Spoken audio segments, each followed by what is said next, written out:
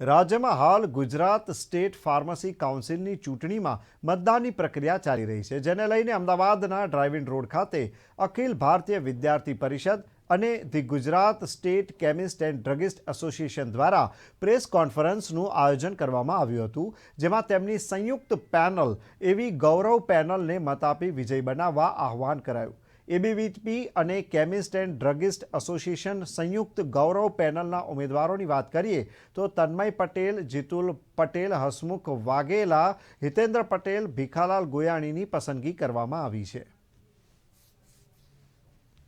આ ઇલેક્શનમાં એસોસિએશન સાથે વિદ્યાર્થી પરિષદ લડી રહ્યો છે અને વર્ષોથી વિદ્યાર્થી પરિષદ અને એસોસિએશન સાથે કામ કરી રહ્યું છે। વિદ્યાર્થી પરિષદના 6 ઉમેદવાર છે અને એસોસિએશનના પણ 6 ઉમેદવાર લડી રહ્યા છે।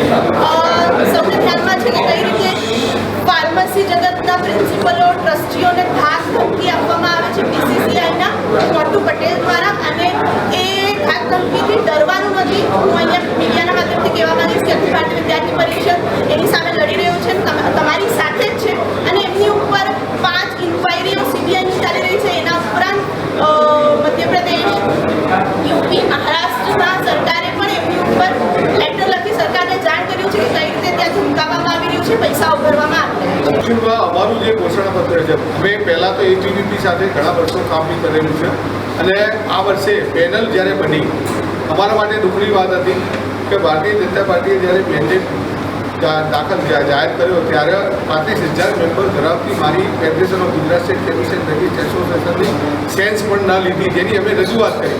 ક્યાંક ગેરસમજૂતી થઈ હતી ત્યાં આગળ, અને એ લોકોએ પાછી પેનલને એ લોકોએ રદ કરી। એટલે અમારા માટે ખૂબ આનંદની વાત હતી કે કમસે કમ અત્યાર સુધી એબીવીપી સાથે અમે સંગઠિત રહી અને ફાર્માસિસ્ટના હિતની કામ કરતા હતા, પણ આજે જ્યારે એબીવીપી સાથે સંગઠન મજબૂતાઈ થઈ ત્યારે પેનલ લડાઈ રહ્યા છે। અને આજે લોકોને એમ છે કે ફાર્મસી કાઉન્સિલ ઓફ ઇન્ડિયા જે બધી કાઉન્સિલો ડિઝોલ્વ થઈ ગઈ, એમ ઓલરેડી એનો ઓર્ડર જે રીતે કમિટી બનાવેલી સેન્ટ્રલ ગવર્મેન્ટે, અને એના ઓર્ડરમાં છેલ્લે 5 જણની કમિટીએ ઓર્ડર સબમિટ કરી દીધો છે। 2 મહિનાની અંદર ફાર્મસી કાઉન્સિલ ઓલરેડી ડિઝોલ્વ થઈ અને ફાર્મસી કમિશન થઈ જવાનું છે। અખિલ ભારતીય વિદ્યાર્થી પરિષદની સાથે Gujarat federation druggist and chemist association છે, જેની સાથે સંયુક્ત રીતે ગૌરવ પેનલની જાહેરાત કરી દેવામાં આવેલી છે।